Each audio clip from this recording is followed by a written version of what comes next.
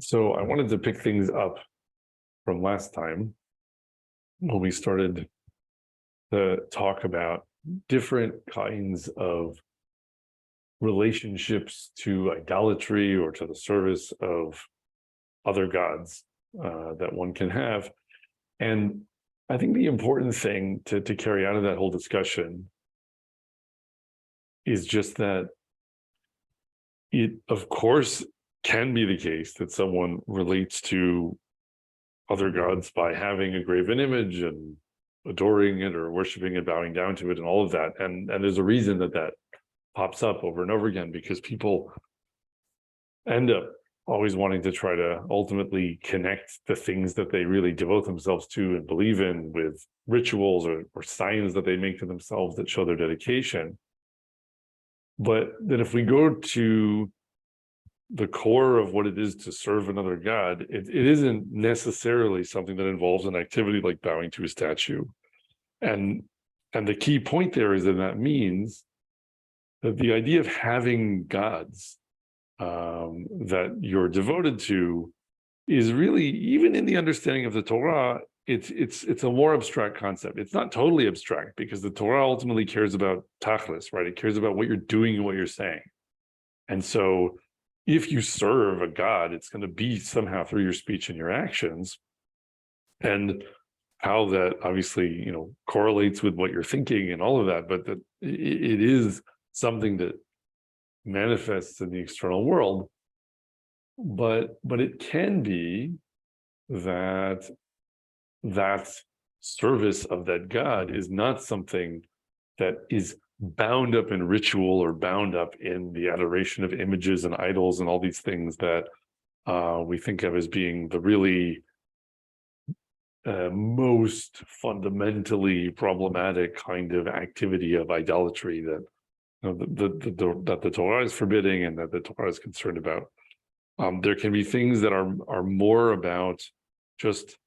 how an idea orients your behavior and actions, and how you explain things, and what your sort of ultimate values are and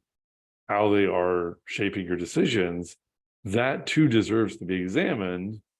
from the perspective of saying, who are the gods that you're serving ultimately? Or if someone, doesn't want to use that terminology, then sort of what are your non-negotiable principles, and where do they come from? What are you devoted to without justification, so that you can use it as a basis for justification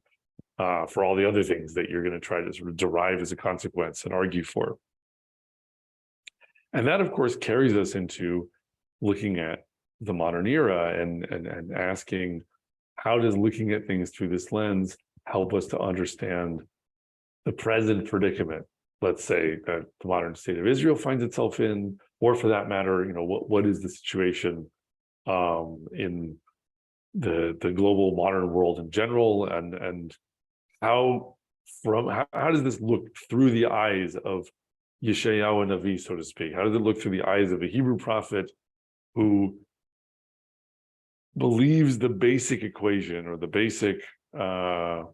axiom, let's say, that everyone makes a choice about whether to serve Hashem or whether to serve something else. They don't get to choose this third thing of, I'm not going to serve anything. And so it might be that they're choosing to serve things that aren't Hashem without realizing it, or in a way that's somewhat incoherent, or they might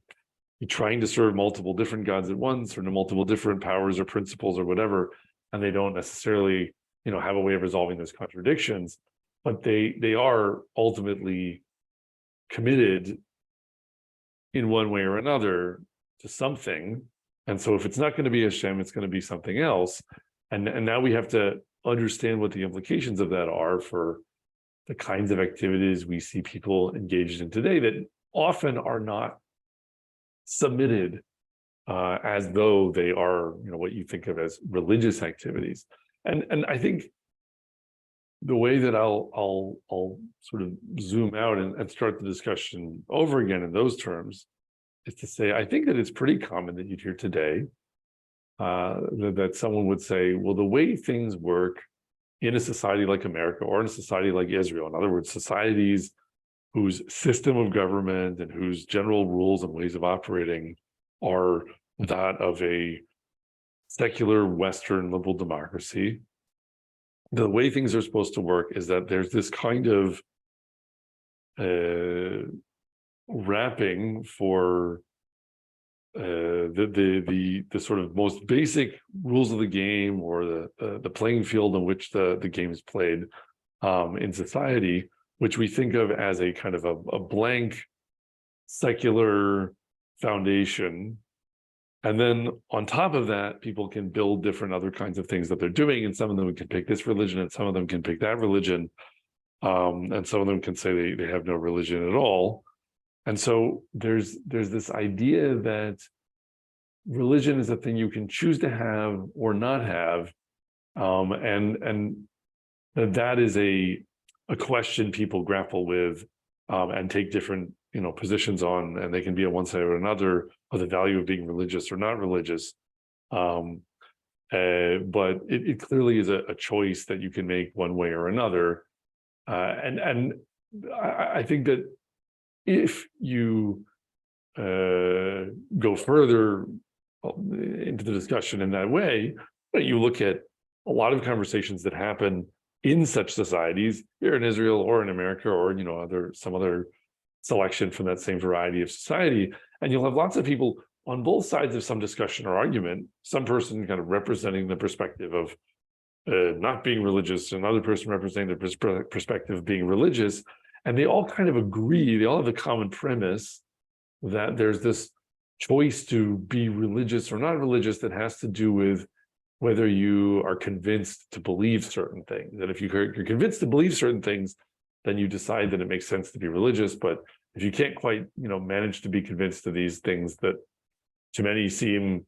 implausible or preposterous or whatever, then you just can't motivate yourself to be religious. And then by default, you're not, right? Because you haven't managed to meet some kind of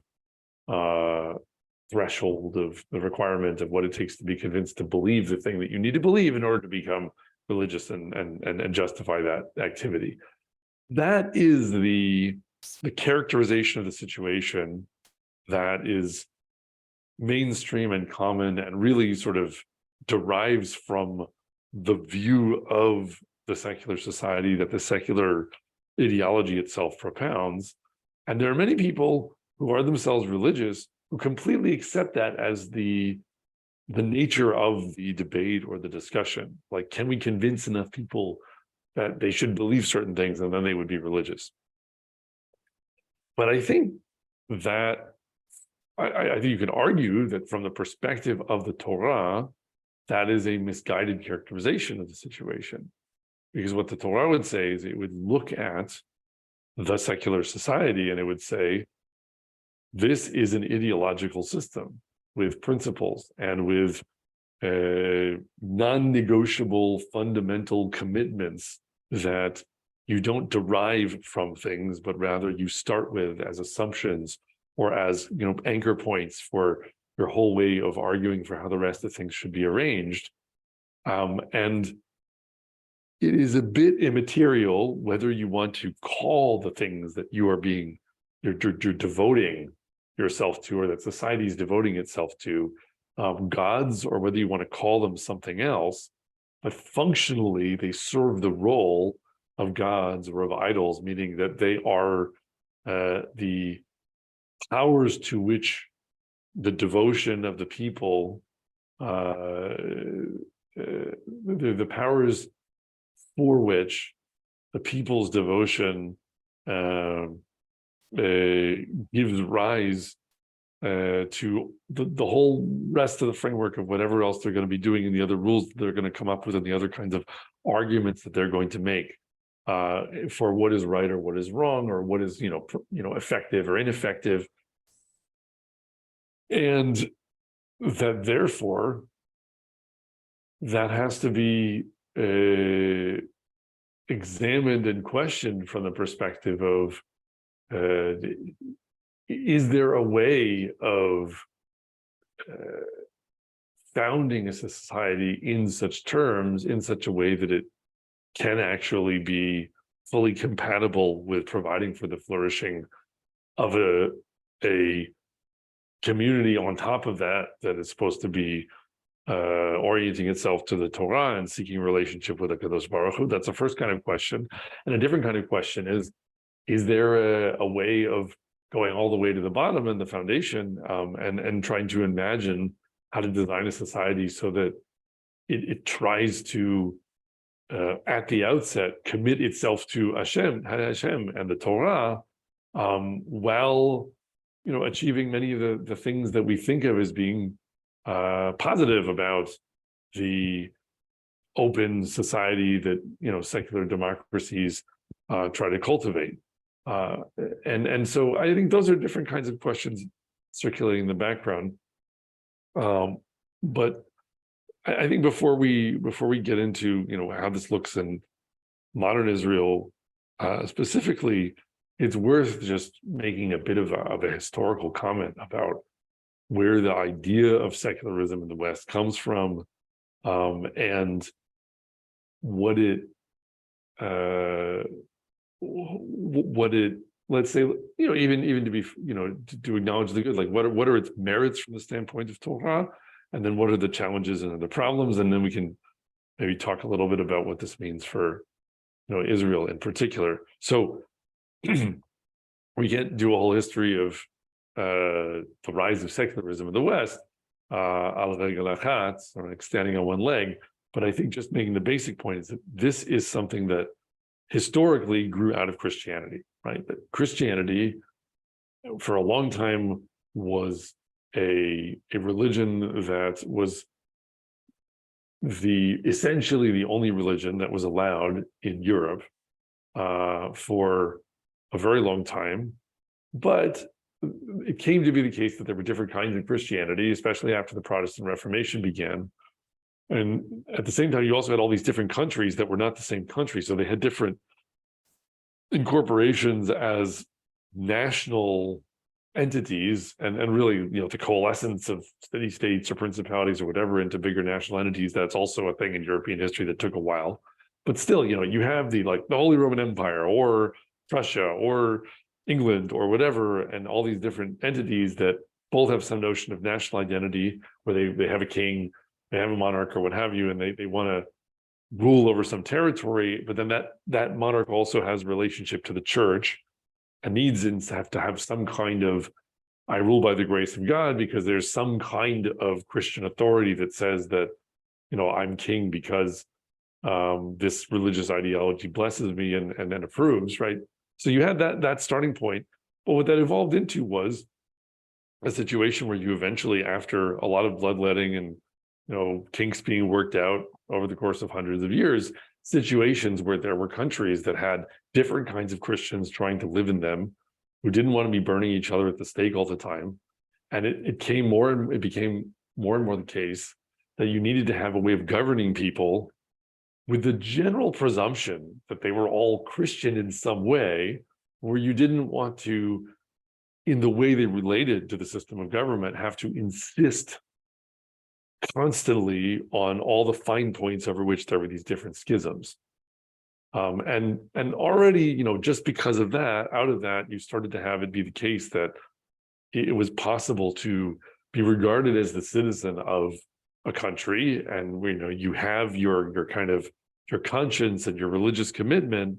and it might not be that it was the same as the established religion of the country, and that could be okay, and it could still be the case that you were a citizen, a subject of the crown, etc. Like all these things, it takes a long time to sort out, and at any given moment, it doesn't look exactly like it does now. And then you also have violent upheavals like the French Revolution, where people try to jettison the whole thing because they think of the church as being associated with the oppressive monarchy, and they want to throw it all out the window. So there are many different versions and variations. But I think by the time you come to the 20th century in Europe, you have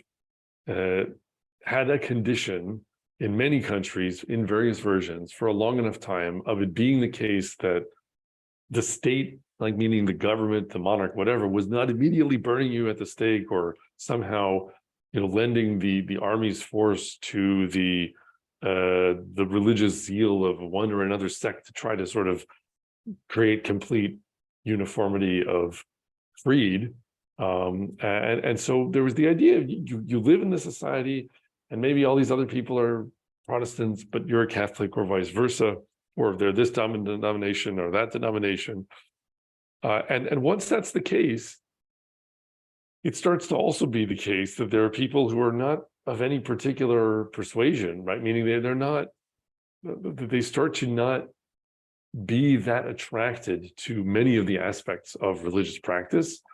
And it seems to them like it's not actually necessary. Like they can still be citizens of the society, and they don't believe in what starts to seem to them to be some of the nonsense that this or that person who subscribes to this or that faith openly and with commitment subscribes to. And so you have the emergence of the idea of someone, that the incorporation of the government is a secular government, meaning that their relationship to the government ruling over them is one that can conceive of them as a citizen without being concerned about exactly what the details are of their conscience, and then their faith, so to speak. And also that it isn't even necessarily the case that people have to have a faith, because if they sort of say, I'm not sure I'm convinced of any of this, I'm just going to opt out, and I'll just use reason, or I'll just read a bunch of books, I'll just try to be a good person, like all those different versions, that seems to work, right? Because you have people who make that kind of choice, and the wheels don't immediately come off just because someone is trying to go that way. And you even have, as I mentioned, things like the French Revolution, where you have abortive attempts at making a sharper turn away from the connection between religion and membership in society, and that also, again, it produced a movement of people who could say, like, there's a different way of being, where I'm not Christian, I'm just, an enlightened, well-taught, decent person. I know how to treat people well, and we can have a philosophy about morality that doesn't make explicit reference to the Bible. It doesn't make explicit reference to the deities, or the Trinity, or whatever are worshipped in Christianity. And by the time, again, you come to something like the 20th century, and you have these very advanced versions of this, like in America, where there's no establishment of religion, and so the state can't even explicitly declare itself somehow to be Christian in any way. And you just have a bunch of different kinds of people living in the society, that so happens that a majority of them are Christian, but that could be a coincidence, and really they're just citizens, and they just belong to this, it just belong to the society. And it becomes possible for people to really think to themselves that secularism is not part of Christianity. And maybe that's especially the case, again, because of these extreme examples, like the French Revolution, like the Bolshevik Revolution, where people more tried to make up a new ideology that was some kind of radical alternative to Christianity. When you collect all of those different observations together, what it adds up to is it's very easy for someone to say, okay, the norm of the West and of Western liberal democracies is that you have a secular government, which maybe also is some kind of constitutional monarchy, where in principle the monarch, rules by the grace of God, and there's a particular Protestant denomination or Catholic denomination, or Roman Catholic or whatever else official church that somehow mediates that, but no one cares about it anymore, and they focus on the legislature, and that's where the real action is, etc. But so you have this basically conception of a secular government, and then people in that free and open society can choose what religion they want, and so secularism is just the board on which the game is played, and then people can kind of pick different teams, so to speak, like wear different color hats, but the rules of the board game are fixed, and try somehow to be agnostic about, or fair about, this choice of faith. And that's seen as some kind of transcendent ideal that has stepped outside of the fracas of competition of religious ideas, and come up with something better. And I'm trying to, in a sense, summarize the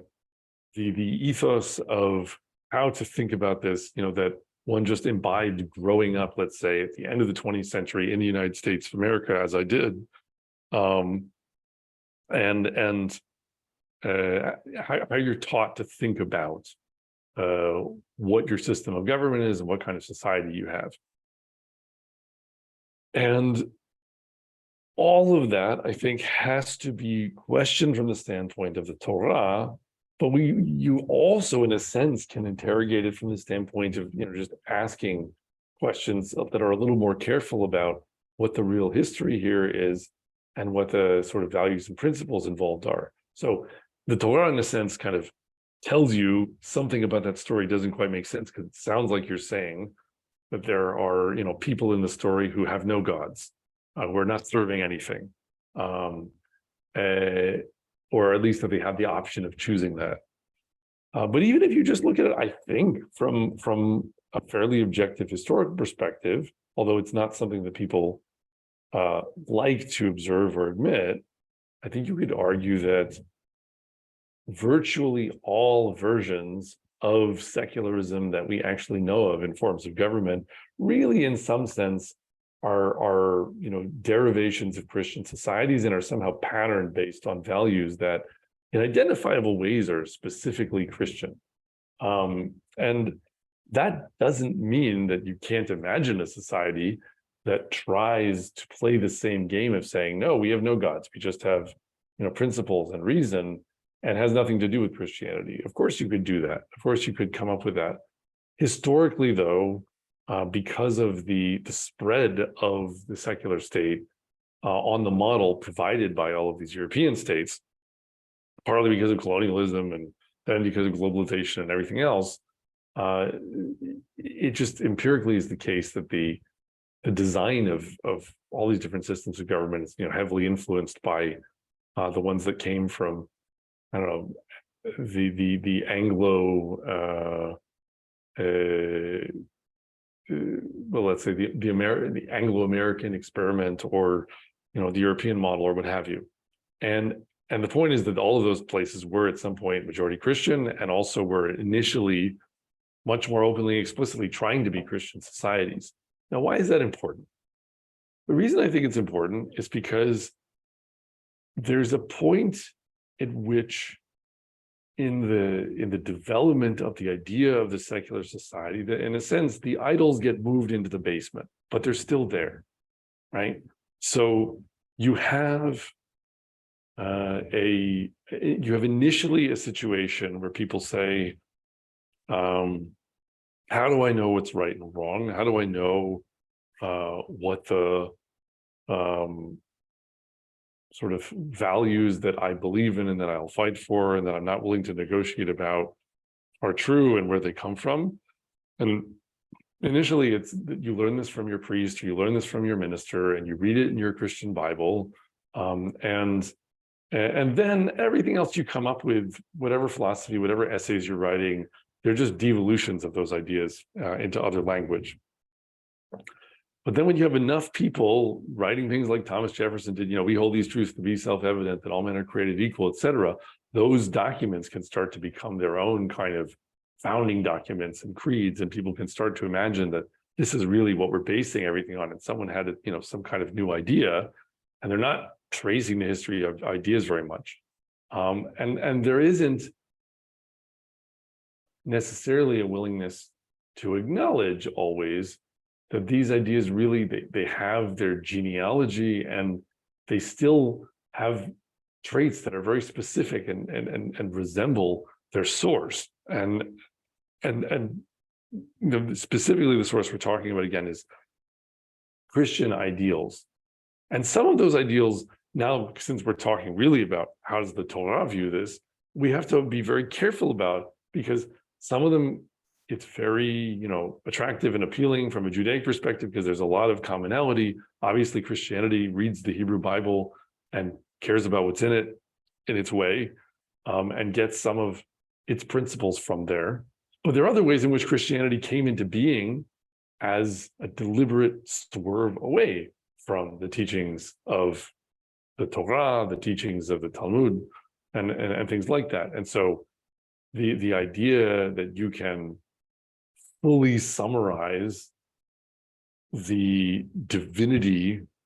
of one God in a way that partly involves embodying that divinity in a man who represents that divinity entirely through the idea of love, right? Like that's not, that you don't get that from the Torah, you don't get it from the Talmud, you do get it from Christianity. And I think you could argue that difference alone already adds up to a huge change in the degree to which the significance of the individual above all else, and the conscience of the individual, and what eventually came to be conceived of as the rights of the individual, that becomes, in a sense, the only thing that matters. That when you move from a model that says we're a nation and we have, tribes, and we have a specific goal which is expected of us by the creator of the world, and it's not the same sets of goals that he expects of the rest of humanity, and some of the rules that we have to keep according to his Torah involve looking at people as groups that have different designations, like whether you're a Kohen or whether you're a Levi, et cetera, and that's okay because that's the law that he commanded us. It becomes totally different when someone says, no, we've left the law behind, and this now is a universal message to all of humanity, and it addresses itself equally to each member of humanity, because instead of talking about God's particular love for Abraham and his resulting particular love for one people who are a subset of humanity, instead you have this idea of an all-encompassing and equal and equivalent love that addresses itself equivalently to the individuality of each person, right? So that's a huge ideological difference between Yahadut and Christianity. And it's easier to see it, miforash, to see it all laid out when you talk in terms of, all right, let's ask a Christian what they believe, and let's ask someone who's living by the Torah and a Jew who's committed to the details of what's taught in our Torah and Talmud, how we look at that. And we'll come up with differences, and people say, oh, okay, that's what I think, that's what you think. And here are the sticking points where I'm not going to be able to budge you out of this point, or you're not going to be able to budge me out of this point without each of us saying, well, at this point, I'm no longer a Jew, or at that point, you're no longer a Christian, or what have you. But it becomes much more complicated when you create the idea of secularism, which still really encodes a lot of those same fundamentally Christian ideas, sometimes in ways that depart from the Judaic idea. And then you say, now this isn't Christianity anymore. Now this is just a meta-religious universal wrapping for the possibility of individuals to make choices of conscience in a society. And it's not biblical in its origin, but rather it's something that, you can be derived from reason, perhaps, et cetera, et cetera. And then when you go that route, you can create a situation where there are still connections that run to the source, right? That you still have fundamentally Christian ideas that are specifically Christian, let's say, in the design of and in the principles of operation of Western secular democracies. But those principles are not explicitly identified as such, and rather there's a very elaborate effort gone to try to make it seem like actually now these things have more of a science to them. It's more as though they just they've been reasoned out to be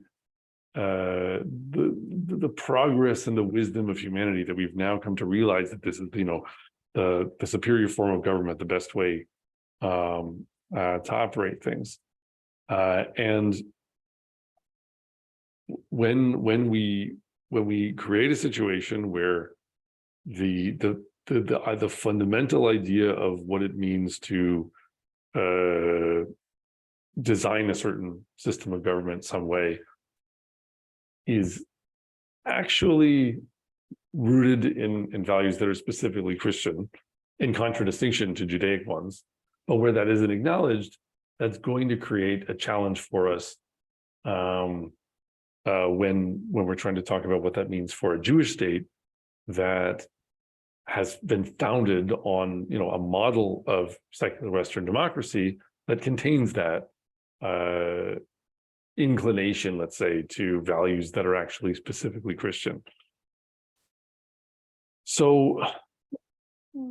there are a few different directions to go for making this point. I think I wanted partly to I think now it helps to make the comment from the perspective of a few different sources, just to get a bit more of a beat on this issue from the perspective of Torah. So we mentioned, in a recent shiur, the connection with the idea of Migdal Bavel, and I think I want to flesh that idea out a bit more specifically now that we understand the case in the present day that we're talking about. The idea of the secular state as being a thing that is treated in a sense by the Torah's discussion of the Migdal in Bavel. So again, Bavel is this place that in the Torah, in Perek Yud Aleph of Sefer Bereshit, it has safa achat udvarim achadim. It has one language and one way of talking. And what it really is trying to show you is what it's like when people try to talk about why they're doing what they're doing in terms that avoid reference to the gods or a god, or even a principle, and instead try to act as though all of that can be avoided. And the focus here, the way that we see that in the way the Torah treats the subject, is that we're talking about building a tower. So tower building is like science, it's like engineering, it's focusing on that which is very, common to all of different human perspectives, meaning that whether, as we said in the last shiur, whether a building is standing or falls down is very hard to say as a matter of perspective. So we're focusing on the objective and the material things in the world that seem the most objective. But then the project really is about Naseh Lanu Shem, like let's make a name for ourselves and make a name for ourselves instead of, caring about Hashem's name, for example. So rather than naming other gods, we're going to, through our own efforts, somehow create a construction that can generate purpose. We build this tower, Virosho Bashamayim, and it's head in the heavens, and we can reduce purpose through this kind of technical objectivity. So it's not just about actual building. I think it's also about the characteristic of science-like thinking, where you imagine that perhaps just through the prowess of your reasoning and your ability to philosophize about that which is most objectively true, that you might be able to come up with something better for, in terms of a self-justifying political order. And that when people are trying to do this, I don't think that Migdal Bavel is saying, and this is only going to happen in a context that seems specifically Christian. This is something you could imagine people doing in a lot of different contexts. The reason that it happens in the particular historical context that we're in to be Christian in derivation is because Christianity is this amalgamation of Greek and Judaic thought, and somewhat self-attacking or somewhat incoherent or contradictory amalgamation of Greek and Judaic thought, as others have observed in the history of ideas, and as a result, there is contained within the idea of Christianity because of its universalism, because of its desire for this safa achat udvarim achadim, this notion that if something is right, then it must be universally true, and that it must be equally accessible and address itself equivalently to each individual in humanity, all of that stuff. That if that version of universalism that we get from Christianity has a kind of a Greek aspect of the Greek worship of wisdom to it, because it is this sort of notion that you should somehow be able to that if something is your religious truth, then it should also be a philosophical truth. And indeed, through the history of Western philosophy, there's a whole lot of philosophical effort expended on trying to justify the Christian creed, and that really kind of got Western philosophy going in a sense. And all of the interest in that and the effort that was expended on that was because of this notion that there should somehow be, at the end of the day, some unification between science and faith, which was the way to take the Greek part of what Christianity was and make it feel more comfortable with the Judaic part, that it was being sort of sewn together with. And so, there's all these different examples of how that played out throughout history. You have the Inquisitions of the Catholic Church, where they were trying to, prove that miracles actually happen using a kind of investigative science, and things of that nature. Christianity contains within it this impulse to try to make philosophy and science and religious creed all be one substance that can be sort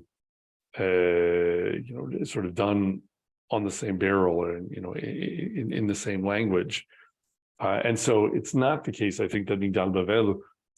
explicitly and specifically says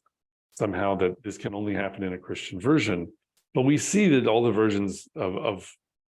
secular ideology that have come out of the West have carried commonalities that have to do with Christian ideas. So even if you look at the Bolshevik Revolution, communism is a much less Christian secular ideology than, let's say, Western liberal democracies provide for you, but it's still, through its obsession with the downtrodden, right, with like the proletariat, the idea of that there are certain classes of people who are oppressed and exploited by the system, and the obsession with the eventual lifting up of the oppressed through revolution. Again, it's not the same thing exactly as Christianity, but it's like it's taking a value and sort of shifting the pantheon around and changing the rules a little bit, and saying, all right, now, yes, we're going to worship Lenin and Marx instead of what the rules used to say, but there still are, in that value system, that the meaning given to the worship of these gods still contains a lot of the same material, a lot of the same notions. And the thing that we have to face ultimately, when asking what is the Torah's reaction to this, what is the place of a Jew who is committed to the Torah or committed to HaKadosh Baruch Hu in such a setting, the thing that we always have to face is how much more difficult the discussion about what you should be doing and why you're doing it becomes when not all the parties of the discussion are equally willing to acknowledge, which gods are in the basement, and where these values are coming from, and instead it gets talked about in this language that tries to as much as possible in the manner of Migdal Bavel, push the powers or the gods or the principles or the rules or the criteria that are really non-negotiable into the background or under the rug or wherever, and instead focus somehow on an attempt at a unifying philosophical language that pretends to be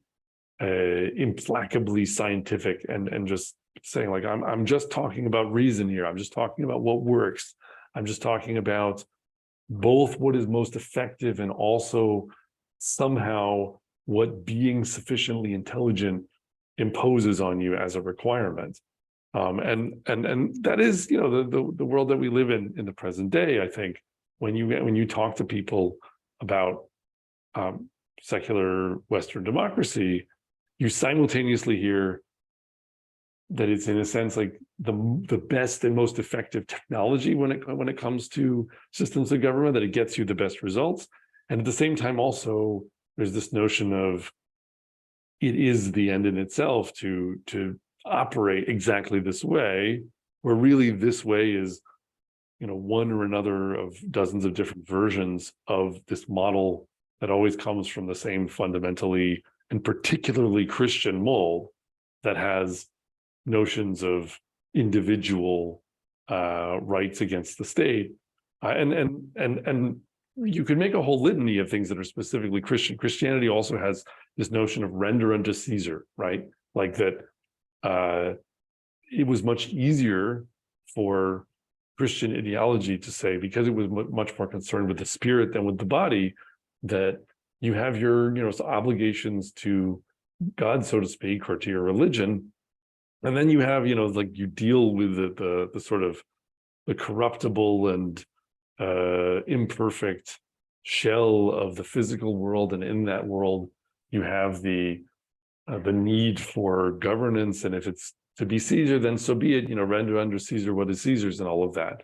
And that notion as well, again, made secularism very possible in the Christian world, because there was this clear notion of what it meant to separate between matters of state and government on the one hand, and matters of religion and ritual on the other hand. But again, that separation is not as clear in the Judaic context. And so again and again and again, in terms of the functioning of the secular Western state, there are things that make it easier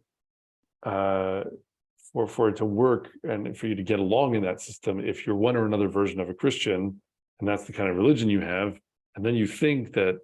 what the secular state is just this meta wrapping that has no religion, and it's just allowing you to choose to have this religion or have that religion. But in fact, the secular wrapping is itself a set of religious commitments, in a sense, or a set of commitments to gods, or let's say certain values that derive from the god or gods of Christianity, and that is always going to be a challenge when we're looking at the state of Israel, because in its current structure and conception, the fundamental principles on which the system of government is trying to operate are still derived from that mold. And the worry that you could have then is that the same way that Christianity was ultimately, when it was conceived, it was designed to be a departure from Judaism, and therefore it kind of always contains a certain allergy to aspects of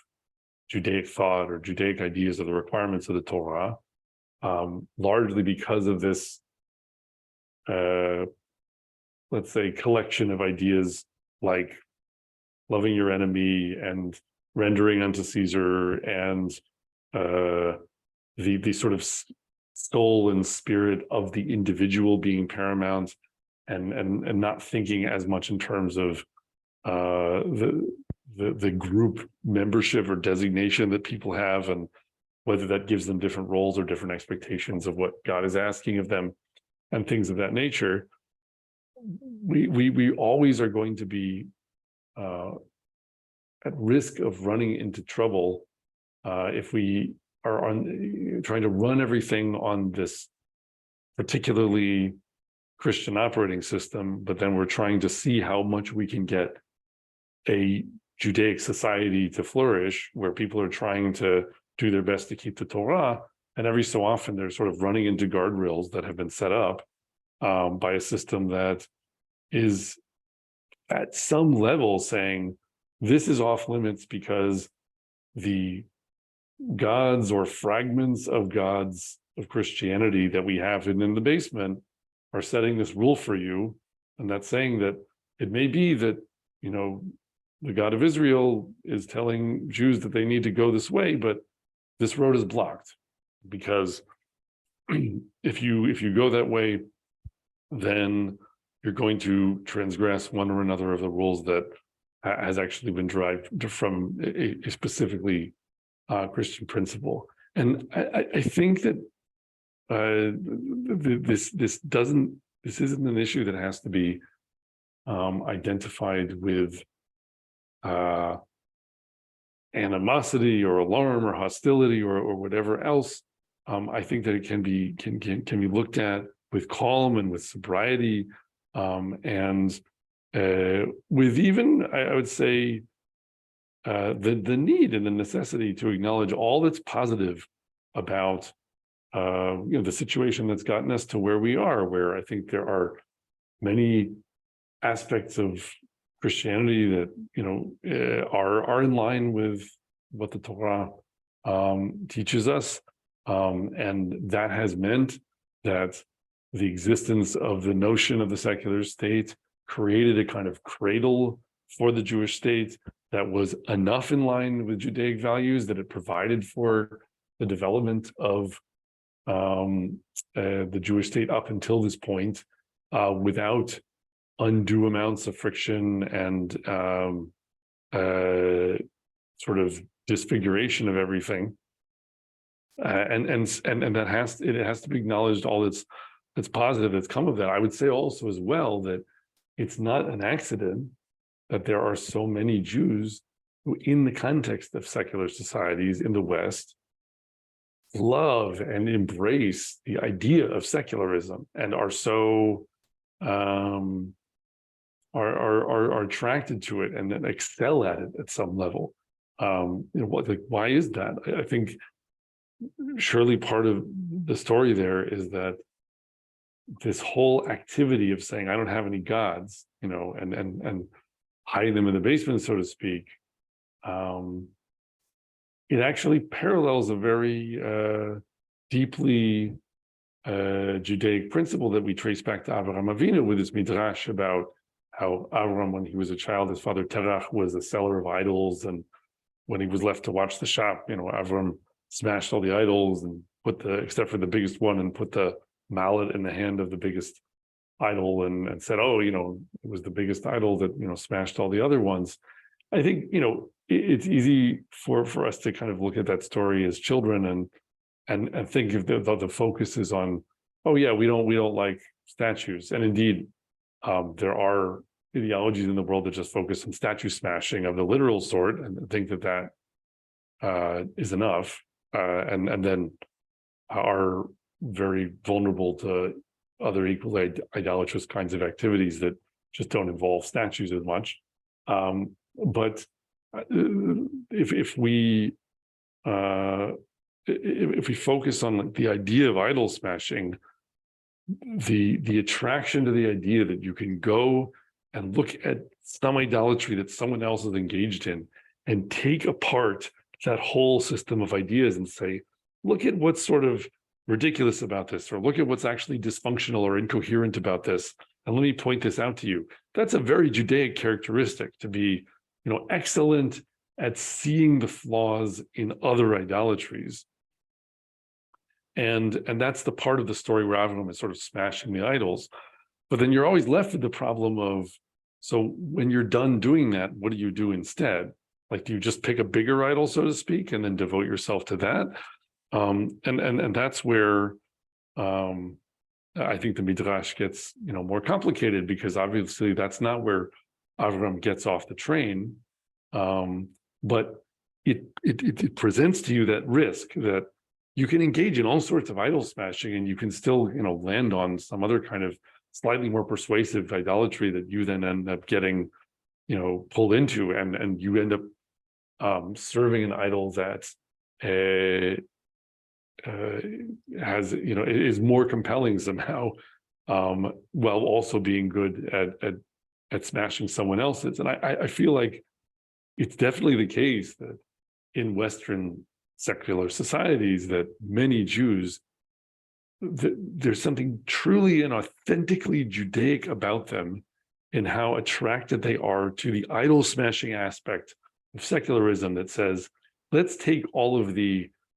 idolatries that seem obviously silly and not really justifiable, and let's discard all of them and sweep them all away. But the problem is that if your final goal is to have no idols, so to speak, and there what I mean is not no idols, but no principles or objects of devotion, right? So you're not going to arrive at Hashem as the one who deserves your devotion. You're going to say, I'm not devoted to anyone or anything at the end, or like I haven't picked something to serve. That naivete is the flaw, because then you're going to end up in this Migdal Bavel situation where you're going to just be confused. You're going to be mivulbal in the lashon of Bavel, of Babylon. You're going to be confused because you will have hidden from yourself the fact that you still actually have gods in the basement, as is the case with all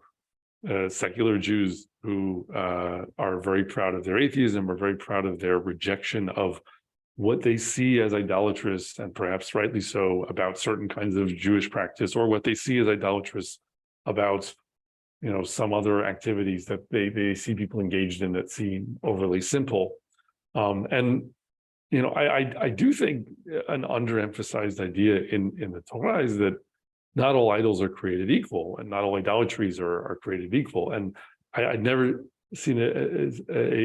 as clear a demonstration of that as I had noticed recently during Pesach, reading, about Yetziat Mitzrayim. What could it mean that HaKadosh Baruch Hu says that he will judge the gods of Mitzrayim? I was always kind of puzzled by that, because, okay, so he's destroying, or he's humiliating, he's upending or overturning the gods of Mitzrayim. But what does it mean to judge them? Because judgment sounds somehow more like there's something specific about your punishment or how you're treated. And I think what that actually really is getting at is that there are some idolatries that lose the race much sooner, because they're very primitive and they're very easily explodable. They just are, a parlor trick based on some magic that doesn't really work. And yes, you can get some people to devote themselves to that for a while, but it's pretty easy to pull the wool away from their eyes and sort of reveal to them that something works better. But then there are these other idolatries that are much harder to let go of, because they're more compelling, they're more complex, right? So when the French threw everything out the window and said, we're going to come up with a whole new society, they came up with liberté, égalité, fraternité. So liberty, equality, and brotherhood, right? And those are much more abstract concepts than this is a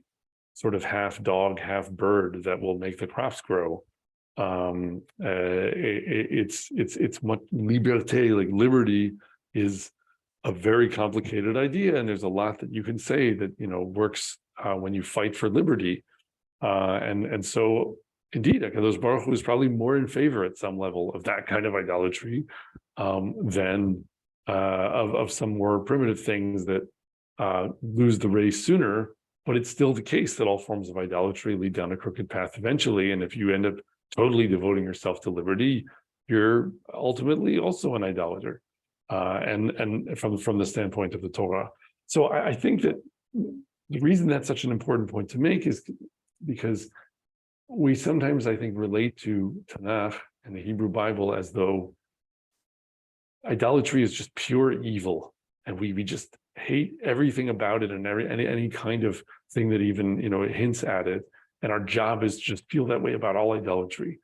But then there's something contradictory about that, because the whole story of Tanakh is about how Bnei Israel just can't resist engaging in all sorts of forms of idolatry all the time. And you always just feel like why are you doing that? How could you be making that mistake again? But I think the point is that, in fact, there are tremendous temptations of that kind. You're always kind of falling off the wagon or down the slippery slope. And that's because no matter how good you are at trying to understand HaKadosh Baruch Hu, you always can do better. And from some perspective, your imperfect attempt to understand could be called, idolatrous to some degree, because it isn't complete. And from that perspective, it isn't an immediate call to holy war just because you're saying, well, this seems actually kind of idolatrous to me, or this other activity, I would say, I'll analyze it, and I see these ideological issues with it from the standpoint of Torah. We can start to say that, you can basically do that analysis of almost anything, and it will always not meet the test of being a totally perfected worship of HaKadosh Baruch Hu as he truly is. But we still have to be willing to say it, because if we don't acknowledge it and we don't analyze it and have the right theory of the case, so to speak, then we're not going to get anywhere. And this is incredibly important today, because in the current situation, in the state of Israel, we have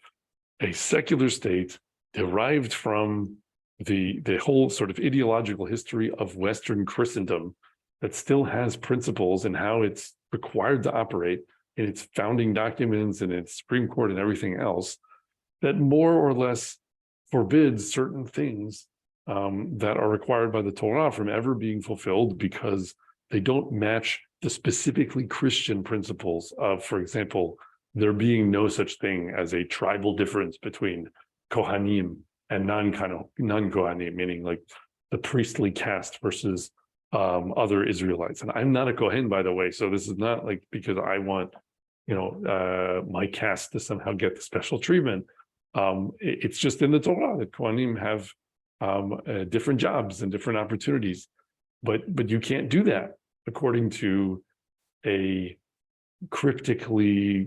Christian gods in the basement secular society that has a notion of each individual having exactly equivalent status before the law. And not only that, we also have a whole bunch of other, ideologies in the world that have different relationships to Israel. So Christianity and Islam both think they're worshiping the God of Israel in their own account. But that's a very complicated discussion from the standpoint of someone reading the Torah and then looking at what others are doing and what they're saying, and asking the question, how do we, conceive of these activities, and to what degree should they be analyzed in terms of saying, okay, this part I get, but at the end of the day,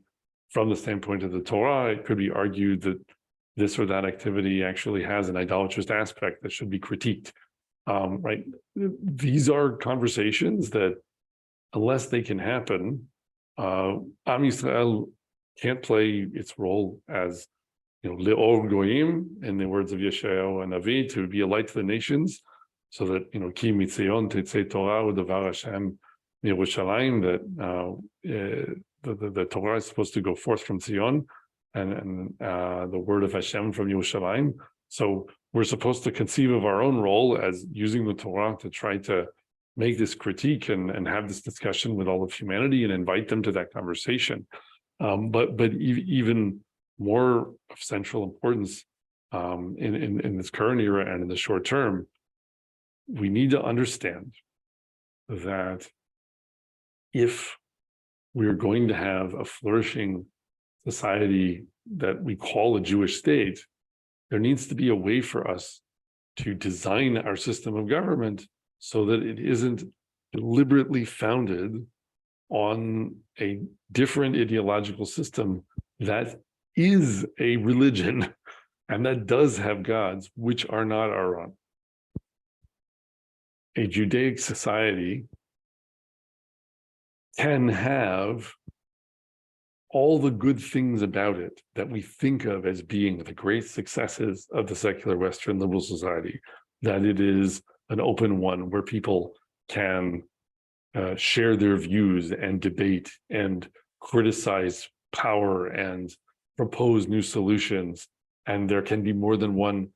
perspective and more than one type represented, and there can be plurality, and there can be freedom to make mistakes, and there can be freedom against the imposition of coercive power on people in matters of conscience, and all of these things. These are not foreign ideas to the Torah, and they're not in contradiction with Judaic principles. But there are things that are required by the standard model of secular and Western liberal state, which do contradict those principles. And so the question we need to be asking ourselves is not how can we be, quote unquote, both a Jewish state and a democratic state, or how can we be a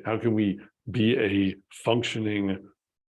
secular Western liberal state that is for the Jewish people and allows religious Jews to flourish, but also at the same time makes sure that the fundamental underlying political ideology is not a Judaic one. We can just be asking, what would the design of a Judaic society, or rather a Judaic system of government, look like, such that a society could flourish in which there were not guardrails set by other ideologies that prevented the Torah's fulfillment, but at the same time, this could be done in a way that emphasizes all of the distinctively Judaic, values of free speech and debate and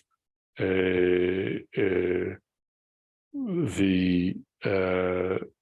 prevention of tyranny through the creation of institutions that require legal protections of people who stand before judgment, and all of these other aspects that can be authentically found within our own tradition. How do we begin that conversation in a way that doesn't presume that whatever we come up with is illegitimate unless it is first and foremost approved by standards that really derive from the gods of other ideological systems that even were created as deliberate alternatives to the Judaic one. We would like to encourage our viewers to share these videos with friends and send in your responses. If you would like to obtain Birkon Nusach Eretz Yisrael or invite the rabbi for a speaking engagement, please email us at office@machonshilo.org.